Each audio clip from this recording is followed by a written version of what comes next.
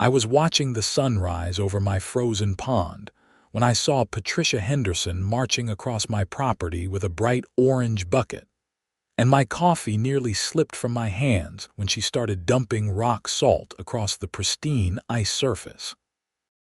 My name is Fontaine, and I own a 20-acre property in rural Vermont, just outside the small town of Wilmington. The property had been in my family for 3 generations, passed down from my grandfather who built the original cabin back in the 1950s.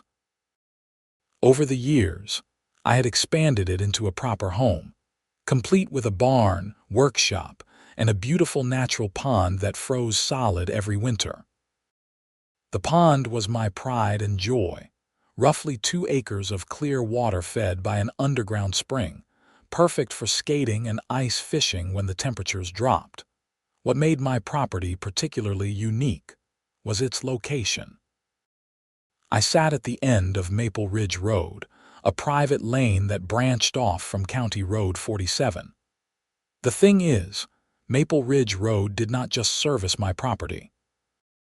About half a mile before reaching my house, there was a turn-off that led to Mountain View Estates, a gated community of 43 homes that had been built 8 years ago. The developer who created Mountain View Estates had approached my grandfather back in the day, trying to buy his land, but Grandpa refused. Instead, they worked out an easement agreement that allowed the development to use our family's road to access the main county road. Here is where it gets interesting. My section of Maple Ridge Road, the stretch from the county road to where it branched toward Mountain View Estates, was actually on my property. My grandfather had maintained it himself for decades, and when I inherited the place, I took over that responsibility. During winter, that meant I was the one who plowed the snow. I had a heavy-duty truck with a commercial plow attachment, and I kept the road clear primarily for my own access, but the easement agreement meant the residents of Mountain View Estates benefited from it too. The easement was simple and straightforward.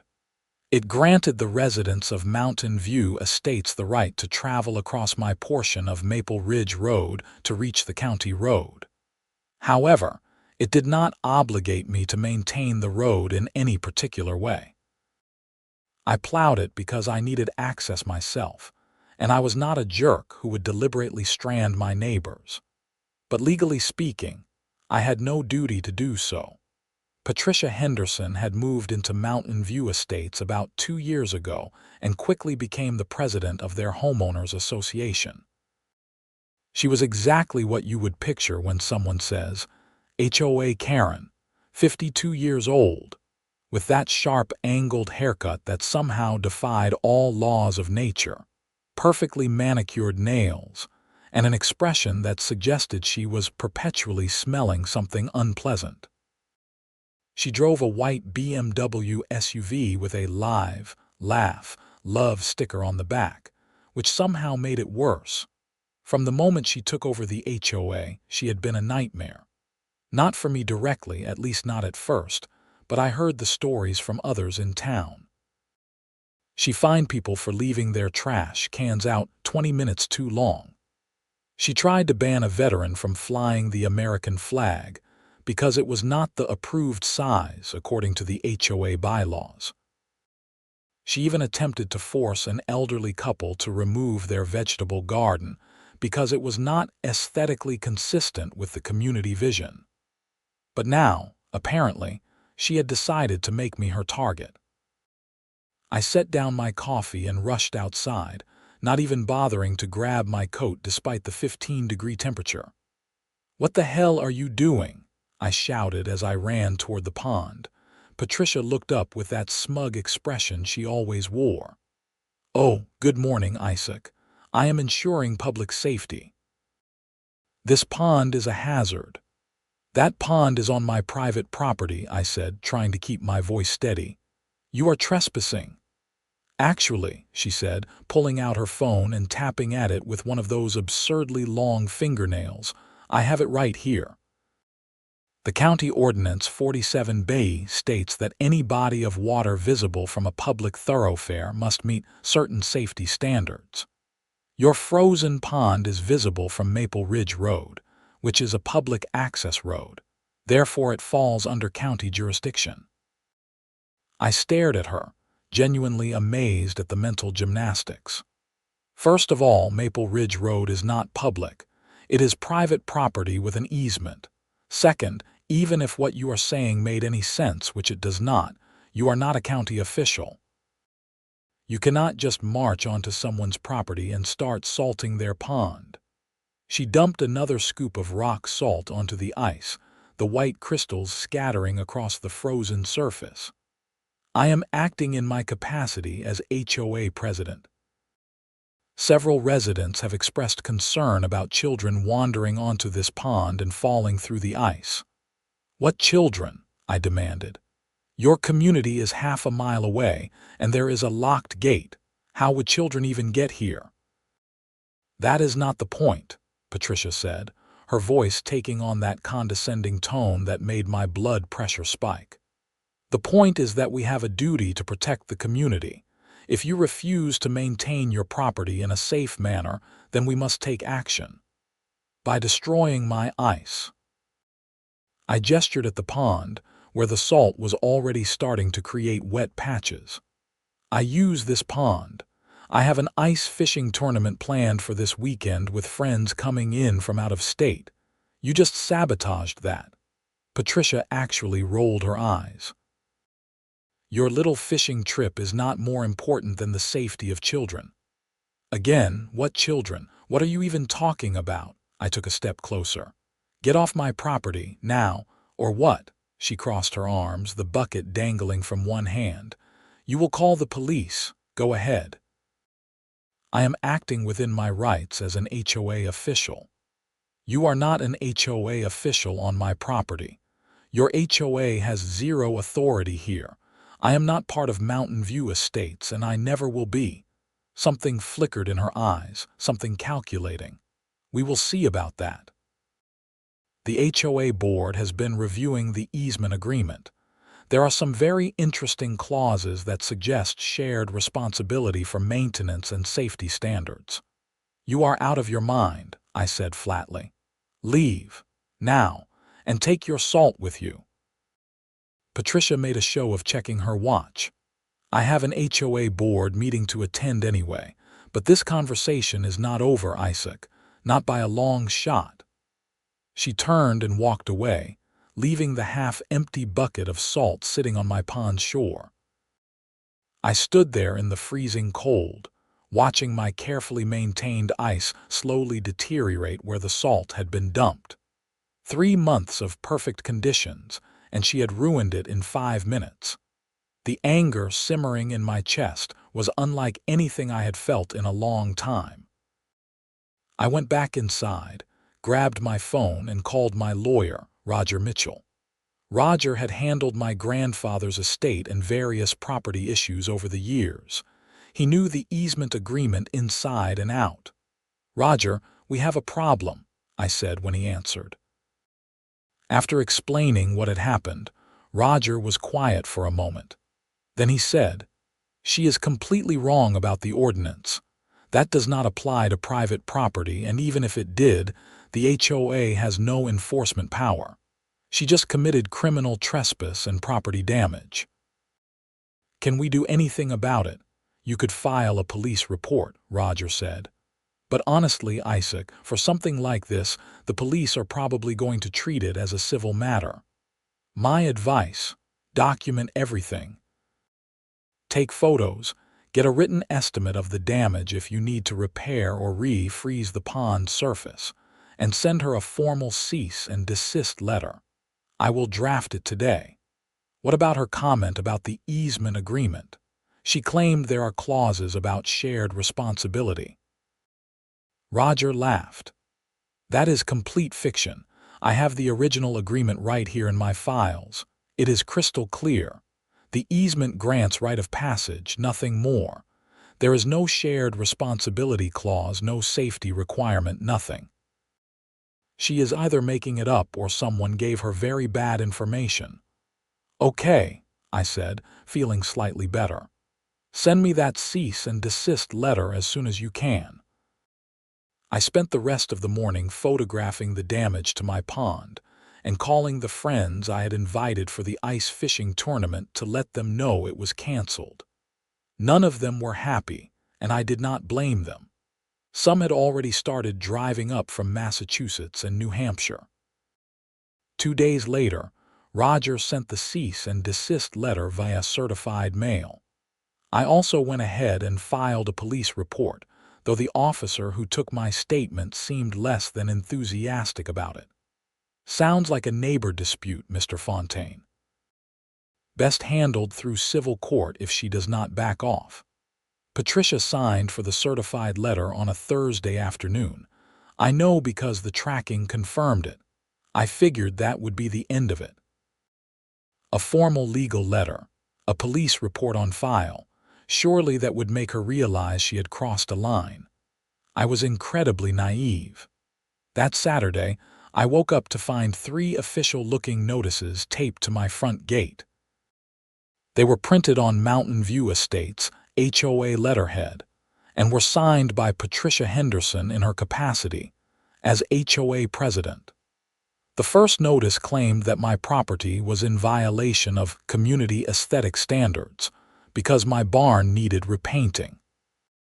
The second notice stated that I was required to remove unauthorized structures from my property, specifically my workshop, which they claimed was too close to the property line. The third notice demanded that I attend a mandatory mediation session to discuss integrating my property into the HOA. I called Roger immediately. He sounded tired when he answered, like he had been expecting this call. She is escalating, he said after I read him the notices. None of these have any legal standing. Your property is not part of the HOA. She cannot fine you, she cannot enforce standards on you, and she certainly cannot demand that you join their association. So I just ignore these. Document them, but yes, ignore them. She is trying to intimidate you. Do not give her the satisfaction of a response. I followed his advice, but Patricia was not done. Over the next 2 weeks, I found HOA notices on my gate at least twice a week. Each one became more absurd. One claimed my truck was an eyesore and needed to be garaged at all times. Another stated that my outdoor lighting was creating light pollution that affected the Mountain View Estates community. A particularly ridiculous notice tried to fine me $500 for unauthorized vegetation growth because I had not trimmed some trees along the property line. I threw them all in a folder and tried to go about my life, but it was increasingly difficult. Patricia had started a campaign, and she was not subtle about it. I began hearing from friends in town that she was telling people I was a problem neighbor who refused to maintain basic safety standards. She claimed I was letting my property become a blight on the community. The final straw came in mid-February, during the biggest snowstorm of the season. Wilmington got hammered with nearly 2 feet of snow overnight. I woke up early, as I always did after a heavy snow, to plow Maple Ridge Road. It was a routine I had performed dozens of times. I would start at the county road, plow my way toward my house, and in doing so, I would clear the branch that led to Mountain View Estates as well. But that morning, as I was hooking up the plow to my truck, I found another notice on my gate. This one was different from the others. Notice of easement modification. It read in bold letters at the top. The Mountain View Estates Homeowners Association hereby notifies Isaac Fontaine that the easement agreement dated August 14, 1989, is under review for modification and potential termination due to failure to maintain adequate safety and maintenance standards on Maple Ridge Road. Effective immediately, Mr. Fontaine is required to obtain HOA approval for any road maintenance activities, including but not limited to snow removal, repairs, and landscaping. Unauthorized maintenance may result in legal action. I read it 3 times, my disbelief growing with each pass. She was trying to require me to get her permission to plow my own road. I took a photo of the notice and texted it to Roger with a simple message: "Call me ASAP." While I waited for Roger to call back, I sat in my truck, looking at the snow-covered road, and I had a realization. The easement agreement gave Mountain View Estates residents the right to use the road, but it did not obligate me to maintain it. I had been plowing it all these years out of basic decency, and because I needed it clear for my own access anyway. But there was nothing in the agreement that required me to do so, and if Patricia wanted to play games, if she wanted to claim I needed her permission to maintain my own property, well, I could play games too. Roger called back 20 minutes later. "That notice is completely invalid," he said immediately. "She has no authority to modify the easement agreement. That would require mutual consent and proper legal filings. She is making things up." "I know," I said calmly, "but here is my question. The easement gives them the right to use the road, but it does not require me to maintain it, correct?" There was a pause. "That is correct. You maintain it voluntarily. So if I decided not to plow the road this winter, I would not be violating the easement." Another pause, longer this time. I could practically hear Roger's smile through the phone. "No, you would not be violating anything. The easement grants passage rights, not maintenance obligations. If the road is impassable due to natural conditions like snow, that is not your responsibility." "Thank you, Roger. That is all I needed to know." I hung up and looked at the snow-covered road. Then I unhooked the plow from my truck, drove the truck up to my garage, and went back inside to make breakfast. It was nearly noon when I heard the first car horn.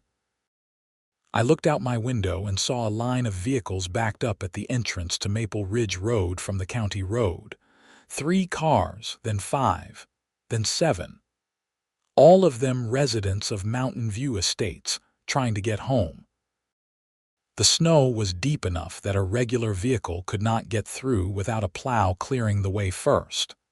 The county had cleared County Road 47, but they never touched Maple Ridge Road because it was private property. My phone started ringing. I did not recognize the number, so I let it go to voicemail. It rang again immediately, same number. I ignored it again. Then the pounding started on my front door. I opened it to find a red-faced man in his 30s wearing a business suit. "Are you Isaac Fontaine?" he demanded. "I am." "Why have you not plowed the road? I have been stuck down there for 45 minutes. I need to get home." "Sorry to hear that," I said. "The storm dropped a lot of snow, so plow it," he practically shouted. "I am not feeling up to it today," I said calmly. "Maybe tomorrow." "What?" "You cannot just not plow the road. We need to get to our homes." "I understand that. But I am not obligated to plow the road. The easement gives you the right to use it, not the right to demand I maintain it." His face went from red to purple. "That is insane. You always plow the road." "I have in the past, sure, but things change." "I will call the police." "Go ahead," I said. "But they are going to tell you the same thing my lawyer told me. This is private property and I have no legal obligation to plow it." He stormed off, pulling out his phone. I watched as more cars accumulated at the base of the road. Some people tried to drive through the deep snow and immediately got stuck, making the situation worse. It was about 2 hours later when Patricia herself showed up. She must have walked the half-mile from Mountain View Estates because her car was nowhere in sight. She was wearing designer boots that were completely inadequate for trudging through 2 feet of snow, and she looked furious. "Isaac Fontaine," she screamed as soon as she saw me standing on my porch. "Get out here right now." "I am out here," I said pleasantly. What can I do for you, Patricia? You can stop this childish nonsense and plow the road. I am afraid I cannot do that. Cannot or will not, I said. You see, I received this interesting notice this morning. I held up the paper she had left on my gate. It says I need HOA approval for any maintenance activities. Well, I do not have your approval, so I guess I cannot plow. Patricia's eyes went wide, then narrow. That is not what that means, and you know it. Is it not? It seems pretty clear to me. You told me I need your permission. I do not have your permission, therefore I cannot plow. You are twisting my words. Am I, or am I just following your instructions? I shrugged. Besides, even if I wanted to plow, I received your cease and desist letter last week. What cease and desist letter? I sent you notices, not a cease and desist. No, the cease and desist letter my lawyer sent you. The one that told you to stop trespassing on my property and interfering with my use of it. Well, plowing is maintaining my property. If I do that, I might be interfering with whatever you have planned. I would not want to violate any legal instructions. She was shaking, either from cold or rage or both. This is ridiculous. There are 43 families who cannot get to their homes. That sounds like a problem, I agreed. Have you considered hiring a private snow removal service? I am sure there are several in the area. Why should we have to pay for that when you have always done it? Because I am no longer willing to do it. Particularly not for someone who salted my pond, filed false reports about my property, and has spent the last month harassing me with bogus HOA notices. Patricia pointed a shaking finger at me. You cannot do this. It is illegal. The easement requires you to maintain the road. No, it does not. My lawyer confirmed that this morning. The easement grants you passage rights. It says nothing about maintenance. I have been plowing out of courtesy, but courtesy is a two-way street, Patricia. You burned that bridge. I will sue you. For what? Not volunteering to do work on my own property. Good luck with that. She stood there, breathing hard, her face flushed despite the cold. You think you are so clever. You think you can just hold us hostage because you own this road. I am not holding anyone hostage. I am simply declining to provide a free service to people who have been nothing but hostile to me. If Mountain View Estates wants guaranteed snow removal, perhaps you should have bought property with direct county road access. Or better yet, perhaps your HOA president should not have gone out of her way to antagonize the person who controls your only access route. This is extortion. No, this is consequence. There is a difference. Patricia turned and stormed away, slipping and sliding in the snow. I watched her disappear down the road toward the backed-up cars and the growing crowd of angry residents. I went back inside and made myself lunch. Every so often, I would glance out the window at the situation developing at the base of Maple Ridge Road. A few people had abandoned their cars and were walking the half-mile to Mountain View Estates, carrying whatever groceries or belongings they had. Others were trying to coordinate with friends or family to pick them up from the county road. Around 3 in the afternoon, I saw a police cruiser pull up. Officer Dave Martinez stepped out. I had known Dave for years. We sometimes got coffee at the same diner in town. He walked up to my door and knocked. "Hey, Isaac," he said when I opened the door. "Hey, Dave." "Let me guess, Patricia sent you," he smiled ruefully. "Got about 15 calls in the last 2 hours. People saying you are blocking the road, refusing to let them pass, all sorts of things. None of which are true. The road is not blocked, it just has not been plowed." "Yeah, I figured." He glanced back at the snow-covered road. "You usually plow it though, right?" "I have in the past. But I am not legally required to, and given how Patricia Henderson has been treating me lately, I have decided not to anymore." Dave nodded slowly. "Look, I get it. I have heard about some of the stuff she has been pulling. but you have got a lot of people stuck down there. Any chance you could just plow it this once and then deal with the HOA stuff through lawyers? Dave, she salted my pond. She trespassed on my property repeatedly. She has been filing false complaints and leaving harassing notices on my gate for weeks. And this morning, she tried to claim I need her permission to plow my own road. At what point am I allowed to say enough is enough? He sighed. You are absolutely right. And legally, you are not required to plow. I just wanted to ask, neighbor to neighbor. I appreciate that, Dave. But no, if those people want to get home, they can hire a private company to plow, or they can talk to their HOA president about why this is happening. Fair enough. He started to leave, then turned back. For what it is worth, I do not think you are being unreasonable. Patricia Henderson has made a lot of enemies in town. This might be the reality check she needs. After Dave left, things got interesting. I watched from my window as people started arguing at the base of the road. I could not hear what they were saying, but the body language made it clear that several Mountain View Estates residents were very unhappy with Patricia. By 5 o'clock, when people were trying to get home from work, the situation had escalated dramatically. There were probably 30 cars backed up, and I could see people on their phones, presumably trying to figure out alternative arrangements. That evening, I got a call from an unknown number. I debated answering it, but curiosity won out. Mr. Fontaine, my name is David Chen. I am on the HOA board at Mountain View Estates. Okay.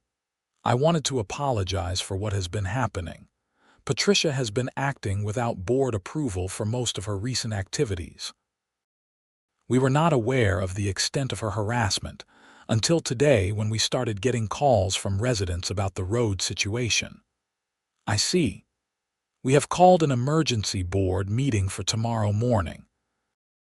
I cannot promise anything specific, but I wanted you to know that the board is taking this seriously. Is there any way you would consider plowing the road for tonight? We have people who cannot get home, including a woman who is 8 months pregnant and an elderly man who needs daily medication. I thought about it. I did not want to cause genuine hardship for people who had nothing to do with Patricia's actions. I will make you a deal, I said. I will plow the road tonight as a one-time exception. But going forward, if Mountain View Estates wants guaranteed snow removal, the HOA needs to either hire a private service or negotiate a formal, paid agreement with me. And Patricia Henderson needs to stop setting foot on my property and stop sending me harassing notices. That is more than fair, David said. Thank you. I hooked up the plow and cleared the road. It took about an hour, and the relief on people's faces as they finally got to drive home was palpable. Several people waved or gave me a thumbs up as they passed. One woman rolled down her window and shouted, "Thank you. And Patricia Henderson is insane." That night, I slept soundly for the first time in weeks.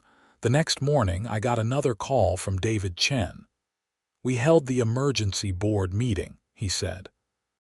Patricia has been removed as HOA president, effective immediately. The board voted unanimously. We also reviewed all the notices she sent you, and we are formally retracting them. They were sent without board approval and have no standing. I appreciate that. We would also like to discuss a formal arrangement for snow removal. We understand you have been providing this service voluntarily, and we took it for granted. We would like to propose paying you a seasonal fee to plow the road whenever needed. Would you be interested in discussing that? Possibly, I said. Have your board send me a formal proposal and I will review it with my lawyer. Absolutely. And again, I apologize for everything Patricia put you through. We should have been paying more attention to what she was doing. After hanging up, I felt a sense of vindication. But I also knew Patricia was not going to take this lying down. I was right. 2 days later, I got a letter in the mail. It was from a law firm in Burlington, claiming to represent Patricia Henderson. The letter stated that I had violated the terms of the easement agreement by willfully and maliciously blocking access to Mountain View Estates, and that Patricia was suing me for damages, including emotional distress, lost wages, and punitive damages. They were asking for $50,000. I forwarded it to Roger, who called me an hour later, laughing. "This is the most frivolous lawsuit I have seen in years," he said. "She has no case whatsoever. If anything, she is opening herself up to a countersuit for harassment, trespass, and property damage. So what do? We file a response denying everything, and we file a countersuit. I have been documenting everything she has done, and we have a strong case. The police report about the pond, the harassing notices, the attempted extortion with the fake easement modification, all of it. How long will this take?" Civil cases can drag on, but honestly, I think her lawyer is going to advise her to drop it once they see our response. If they do not, we will bury them in discovery. And Isaac, I am serious about the countersuit. You have legitimate damages. The cost of the canceled ice fishing tournament, the damage to your pond, emotional distress, all of it. We filed the response and countersuit 3 weeks later. Roger was right about Patricia's lawyer. Within 2 weeks, we got a notice that Patricia was withdrawing her lawsuit. But we did not withdraw our countersuit. The case went forward, and over the next few months, it became clear just how much trouble Patricia was in. During discovery, we found out that she had been filing false reports with the county claiming my property was in violation of various codes. She had also contacted my insurance company, claiming I was running an unauthorized business on my property, which was completely fabricated. Every action was documented, every lie exposed, but it got worse for her. Much worse. During a deposition, Patricia's lawyer asked her about the notices she had been leaving on my gate. Under oath, Patricia claimed she had every right to enforce HOA standards on my property because, in her words, the easement makes his property part of our community. Roger pushed further. "Did you at any point enter Mr. Fontaine's property without permission?" Patricia hesitated, then said, "I entered areas that are visible from the easement road, which gives me the right to inspect for safety violations." "Did you at any point damage property belonging to Mr. Fontaine?" Another hesitation. "I took necessary safety measures to protect the community." "Did you dump rock salt on Mr. Fontaine's pond?" "I applied salt to a potentially hazardous ice surface. Without Mr. Fontaine's permission." "I did not need his permission. I was acting in my official capacity as HOA president." Roger looked at me with an expression that said we had just hit the jackpot. Over the next several depositions, we brought in other residents of Mountain View Estates who testified about Patricia's pattern of harassment, not just toward me but toward multiple homeowners. The veteran who had been told to take down his flag. The elderly couple forced to remove their garden. A family who was fined repeatedly for having a basketball hoop in their driveway. The judge was not amused. In late September, nearly 8 months after Patricia had first salted my pond, we went to trial. It was not a lengthy trial because the facts were not in dispute. Patricia had trespassed. She had damaged my property. She had filed false reports. She had attempted to extort control over my road maintenance. The judge ruled in my favor on every count. He awarded me $12,000 in damages, which included compensation for the pond damage, the canceled fishing tournament, and emotional distress. But more importantly, he issued a permanent restraining order preventing Patricia from coming within 500 feet of my property. "Miss Henderson," the judge said during his ruling, You have demonstrated a pattern of behavior that can only be described as harassment and abuse of your position within the homeowners association. You have filed false reports with county officials, trespassed on private property, caused property damage, and attempted to exert control over property that you have no legal authority over. Your actions were not those of a concerned neighbor or a diligent HOA president. They were the actions of someone who believed the rules did not apply to them and who was willing to lie, cheat, and intimidate to get their way. This court does not take such behavior lightly. Patricia sat stone-faced through the ruling, but I saw her hands shaking. Outside the courthouse, Roger pulled me aside.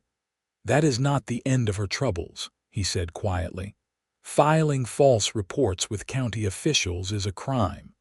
The county attorney's office has been copied on all of our filings. I would not be surprised if criminal charges follow." He was right again.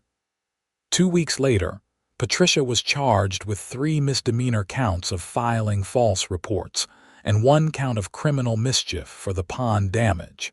She pled no contest to all charges as part of a plea deal, receiving 2 years of probation and a fine. But the real consequence came from Mountain View Estates itself.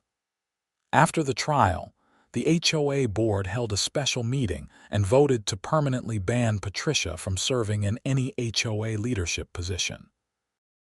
Several homeowners whose properties Patricia had cited filed their own lawsuits against her for harassment and abuse of power.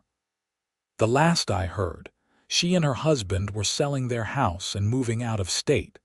As for me, I negotiated a formal agreement with the Mountain View Estates HOA board. They pay me $3,000 per winter season to plow Maple Ridge Road, with bonuses for particularly heavy snow years. The agreement is clear. I maintain the road during winter months, and they stay off my property unless explicitly invited. The new HOA president, David Chen, turned out to be reasonable and practical. When his daughter asked if she could do a school science project photographing my pond during different seasons, he called me first and asked permission. I said yes, and she did a great job with it. I also made peace with most of the Mountain View Estates residents. Many of them came by personally to apologize for Patricia's behavior and to thank me for the road maintenance. A few even brought gifts, homemade cookies and bottles of wine and the like. One Saturday in October, I held the ice fishing tournament that had been canceled back in February. The pond ice was perfect, thick and clear. Several of my friends came, and to my surprise, David Chen and a few other Mountain View Estates residents asked if they could join. It turned into a great day, with about 15 people out on the ice, fishing and swapping stories. As I sat on my bucket, fishing line in the water, looking around at my pond and my property and the people who were enjoying it with permission and respect, I felt something I had not felt in a long time, completely at peace. Someone asked me if I regretted how things had played out, if I wished I had handled Patricia differently. I thought about it for a moment, then shook my head. "She made her choices," I said. She decided that her authority as HOA president meant she could do whatever she wanted, to whoever she wanted. She thought being in charge of a homeowners association gave her power over people who were not even in that association. She needed to learn that actions have consequences. "You taught her that lesson the hard way," David said. "It was the only way she was going to learn it," I replied. "Some people do not respond to polite requests or legal letters. They only respond when they face real consequences." David nodded. "For what it is worth, she made life miserable for a lot of people in our community too. You were not the only one suffering under her reign of terror. What you did, standing up to her and refusing to back down, it gave other people the courage to do the same. That winter, We got another massive snowstorm, even bigger than the one that had started the whole mess. I plowed the road the next morning as per our agreement, and I did not receive a single harassing notice, a single complaint, or a single entitled demand. The pond froze beautifully that year. I spent many evenings skating on it, sometimes alone, sometimes with friends. No one salted it. No one trespassed. No one told me I was doing something wrong or that I needed permission to enjoy my own property. I saw Patricia Henderson one more time, on a cold January afternoon. She was supervising a moving truck as movers loaded furniture from her house. She saw me driving by and gave me a look of pure hatred, but she did not say anything. She just turned away and went back to directing the movers. I did not feel triumphant or vindicated in that moment. I just felt tired. The whole situation had been so unnecessary. If she had just been a decent neighbor, none of it would have happened. I would have kept plowing the road, she would have stayed HOA president, and we would have coexisted peacefully. But that was not who Patricia Henderson was. She was someone who needed to control everything and everyone around her. And when she encountered someone who would not be controlled, she escalated until she destroyed herself. The house eventually sold to a young couple with a newborn baby. They seemed nice, waved whenever they saw me, kept to themselves. The new HOA board under David's leadership was focused on actual community issues, organizing neighborhood events, maintaining common areas, reasonable and sensible things. They were not trying to control people's lives or extend their authority beyond their actual jurisdiction. Maple Ridge Road remained clear all winter. I plowed it after every storm, and the Mountain View Estates residents went about their lives without drama or conflict. The $3,000 seasonal payment showed up in my bank account like clockwork. My lawyer, Roger, sent me the final paperwork closing out the lawsuit in March. Patricia had paid the full judgment amount, $12,000 plus court costs. The permanent restraining order remained in effect. "That is it," Roger said when we met for coffee to review the documents. "Case closed. Feels weird," I admitted. "It dominated my life for almost a year." "That is how these things go," Roger said. Big dramatic build-up, then suddenly it is over and life goes back to normal. The important thing is you stood your ground. A lot of people would have just rolled over and let her keep harassing them. "I am too stubborn for that," I said. Stubborn and smart enough to document everything and get legal help early. That made all the difference. As spring arrived and the pond ice melted, I found myself thinking about the whole experience. It had been stressful, expensive, and time-consuming, but it had also been necessary. Patricia Henderson was not going to stop on her own.